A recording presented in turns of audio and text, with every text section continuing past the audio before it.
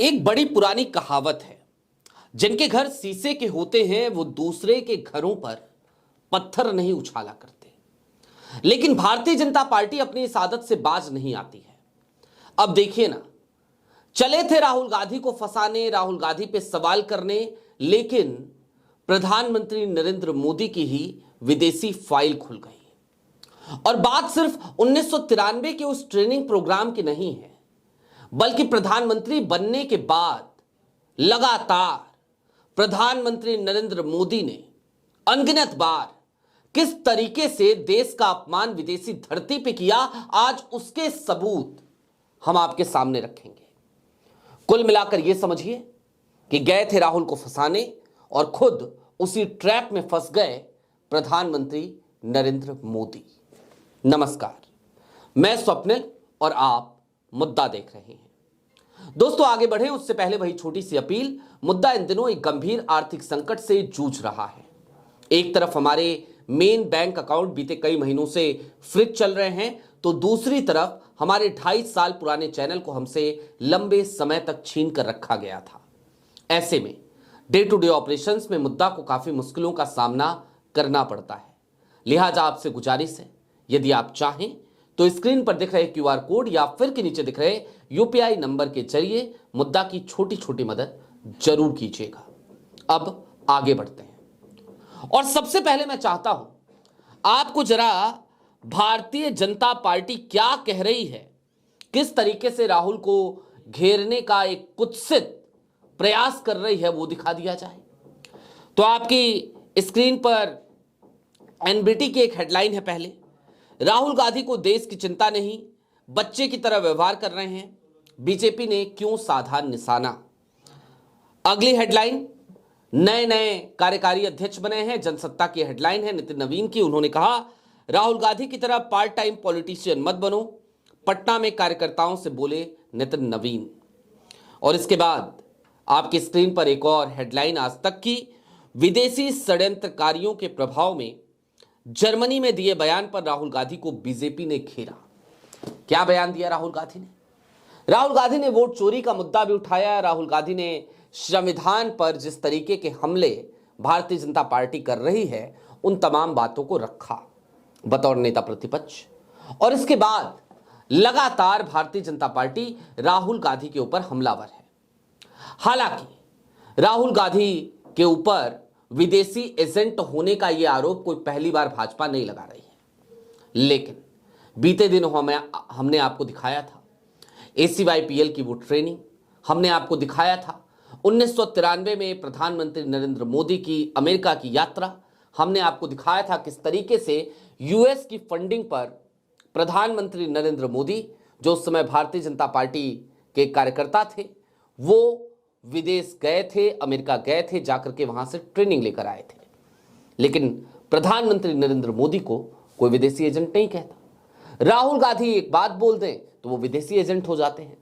राहुल गांधी के इर्द गिर्द के लोग, मसलन की पवन खेड़ा की पत्नी कोट्टा नीलिमा को लेकर अभी जिस तरीके के आरोप लगाए गए, वो आप सबने देखे। लेकिन आज तो बात राहुल गांधी के जर्मनी में दिए गए बयान को लेकर है ना, तो हम सिमिलर चीजें ही आपके सामने रखना चाहते हैं। मैं आपको एक छोटी सी वीडियो सुनाना चाहता हूं और इस वीडियो में 4 बयान हैं।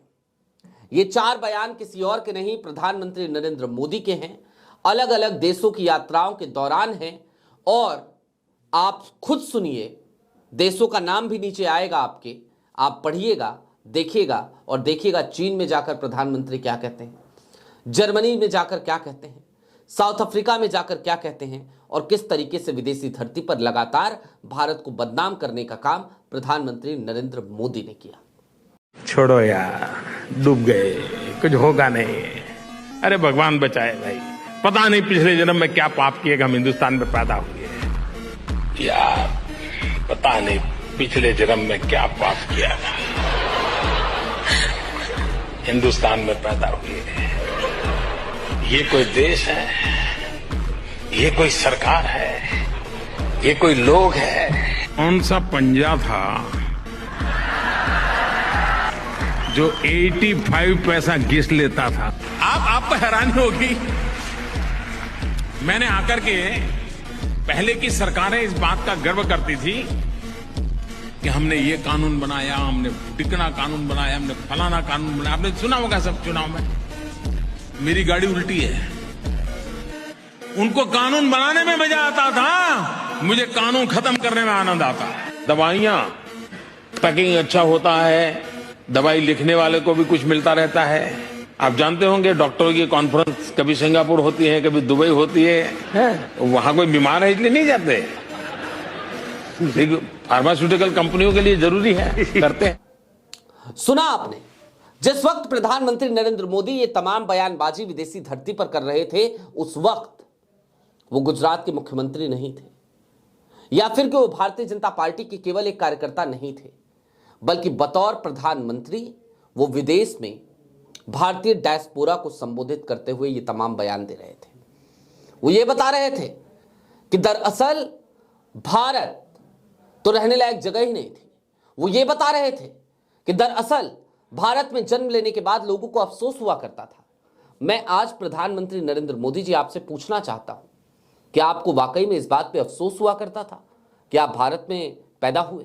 मुझे तो कभी नहीं हुआ। आज की तारीख में जरूर अफसोस होता है कि गांधी और नेहरू की जिस विरासत को सजोए हुए ये देश अब तक आगे बढ़ता रहा, आजादी के बाद जिस देश में सुई नहीं बनाई जाती थी और जो देश आपको मिला उस देश में हवाई जहाज तक बनने लगे हैं, उन दोनों चीजों में विकास की एक निरंतर गति दिखती है। कभी यह देश जब आजाद हुआ तो भुखमरी की समस्या थी, एक बड़ी आबादी की समस्या थी, समस्या बेरोजगारी की थी, लेकिन उस वक्त पे इस देश के प्रथम प्रधानमंत्री यानी कि पंडित जवाहरलाल नेहरू, जिनका जिक्र यदा कदा आप करते हैं, यदा कदा क्या हमेशा ही करते हैं, वो नेहरू जिन्होंने इन तमाम समस्याओं के साथ साथ वैज्ञानिक दृष्टिकोण अपनाया और इस देश को एक उज्जवल भविष्य दिया, जिन्होंने उस वक्त पे उन तमाम दुश्वारियों के बावजूद Bhakra Nangal dam, IIT, IIM के सपने देखे, उस नेहरू पे सवाल उठाने वाले प्रधानमंत्री नरेंद्र मोदी जी, क्या आपको वाकई में अफसोस होता है कि आप इस देश में पैदा हुए? या फिर क्या लगता है आपको भारत के विकास की यात्रा महज 11 सालों की यात्रा है जो आपकी सरकार में हुई है? तो मैं कहता हूं कि बीते 11 सालों में इस देश की अर्थव्यवस्था के साथ जिस तरीके का दुराचार हुआ है वो किसी से छिपा नहीं है। वो आप ही थे प्रधानमंत्री नरेंद्र मोदी जी जो डॉलर को लेकर सवाल उठाया करते थे। आज की तारीख में डॉलर लगातार ऊपर बढ़ता जा रहा है, रुपया आपकी भाषा में कहा जाए तो पतला होता जा रहा है, रुपया गिरता जा रहा है, और आपकी भाषा में कहा जाए तो आप ही सवाल उठाया करते थे और आप ही कहा करते थे कि भाइयों बहनों, मैं सरकार में बैठा हूं, मैं जानता हूं रुपया इस तरीके से पतला नहीं होता। क्यों हो रहा है? फिर आपकी ही सरकार है, आप ही प्रधानमंत्री हैं। दोस्तों, अब ये तो हो गई प्रधानमंत्री नरेंद्र मोदी की बयानबाजी जो इन्होंने प्रधानमंत्री बनने के बाद विदेशी धरती पे करा। रंगे हाथों आज की तारीख में आप कह सकते हैं प्रधानमंत्री पकड़े गए, और कैसे पकड़े गए? क्योंकि इनकी ही वीडियो क्लिप है। विदेशी धरती पे इंडियन डायस्पोरा से बात करते हुए ये भारत का अपमान कर रहे थे। राहुल गांधी ने क्या कहा, अब जरा उसे भी समझिए। राहुल गांधी इस देश के उन गिने चुने नेताओं में से एक हैं जिनकी बातों में आपको परिवर्तन होता नहीं नजर आएगा। वो आज से 10 साल पहले जो बातें कहा करते थे, आज भी वही बात कहा करते हैं, क्योंकि उनके पास एक विजन है और ये विजन आइडिया ऑफ इंडिया से जाकर जुड़ता है। और आइडिया ऑफ इंडिया है क्या? गांधी और नेहरू की विचारधारा ही तो आइडिया ऑफ इंडिया है, उसके अलावा क्या है? दोस्तों, चलते चलते अब एक बात और समझिए। आज की तारीख में भले ही भारतीय जनता पार्टी राहुल गांधी पे इस तरीके से हमलावर होती नजर आ रही हो, आज की तारीख में भले ही ये सवाल उठाए जा रहे हो कि राहुल गांधी विदेशी धरती पर जाकर देश का अपमान कर रहे हैं, लेकिन सत्यता इससे बिल्कुल इतर है। और सत्य क्या है? तो सत्य यह है कि राहुल गांधी विदेशी धरती पर जाकर इस देश का अपमान नहीं कर रहे, बल्कि राहुल गांधी इस देश की उस लोकतांत्रिक विरासत को आगे बढ़ा रहे हैं। राहुल गांधी आज की तारीख में इस देश के नेता प्रतिपक्ष हैं। राहुल गांधी आज की तारीख में लीडर ऑफ अपोजिशन है। इस देश की उस 60% आबादी का प्रतिनिधित्व कुल मिलाकर राहुल गांधी करते हैं जिस आबादी ने प्रधानमंत्री नरेंद्र मोदी को या उनके सांसदों को अपना वोट नहीं दिया था। उनकी आवाज है इस देश के नेता प्रतिपक्ष राहुल गांधी। यह बात अगर भारतीय जनता पार्टी को समझ में नहीं आ रही है तो फिर इसे किस तरीके से देखा जाए यह आप बेहतर समझ सकते हैं। दोस्तों, सच क्या है और सबसे कड़वी हकीकत क्या है, हकायक क्या है? दरअसल प्रधानमंत्री नरेंद्र मोदी का अपना एक इकोसिस्टम है और यह इकोसिस्टम लगातार राहुल गांधी के ऊपर हमलावर क्यों होता है? क्योंकि राहुल गांधी से इन्हें डर लगता है। इस देश में अगर आज की तारीख की सत्ता को किसी नेता से डर लगता है तो वो नेता कोई और नहीं बल्कि वो इस देश का नेता प्रतिपक्ष राहुल गांधी ही तो है, जिससे डरते हैं प्रधानमंत्री नरेंद्र मोदी, जिससे डरता है इनका इकोसिस्टम। और यही तो सबसे बड़ा कारण है कि आज की तारीख में हर बात पर राहुल गांधी को किसी भी तरीके से एन केन प्रकारे तर्क नहीं है तो कुतर्कों के सहारे घेरने की कोशिश की जाती है। राहुल गांधी बिल्कुल जर्मनी गए और जर्मनी गए तो जाकर के वहां पर डंके की चोट पे अपनी बात रखकर आए।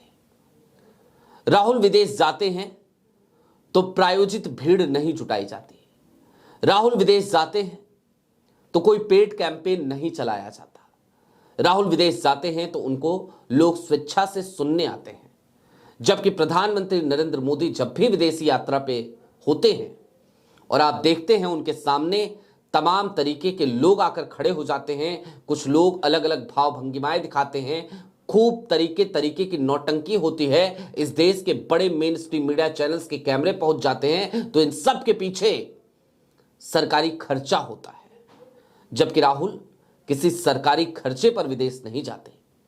राहुल विदेश जाते हैं तो उनके पास इनविटेशंस होते हैं, उनके पास मंच होते हैं और ऐसे मंच होते हैं जो राहुल को सुनना चाहते हैं, बतौर नेता प्रतिपक्ष भी, बतौर इस देश के एक समझदार व्यक्ति के तौर पे भी, बतौर एक पॉलिटिशियन के तौर पे भी।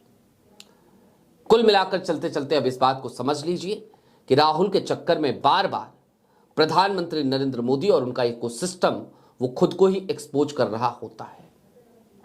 और आज की तारीख में भी वही हुआ। जर्मनी के बयान को लेकर राहुल गांधी को घेरने के चक्कर में आज की तारीख में प्रधानमंत्री नरेंद्र मोदी के तमाम वीडियोज मंजरेआम पर आ गए और इन तमाम वीडियोज ने एक बार फिर याद दिलाया कि इस देश का मौजूदा प्रधानमंत्री विदेशी धरती पर जाता है तो वो भारत का अपमान कर रहा होता है। आपकी क्या राय है हमें कमेंट बॉक्स में जरूर बताइएगा। अभी के लिए दीजिए इजाजत। चलते चलते फिर वही अपील, चैनल पे नए हो तो सब्सक्राइब करते हुए जाइएगा, सक्षम हो तो छोटी छोटी मदद मुद्दा की जरूर कीजिएगा। बहुत शुक्रिया।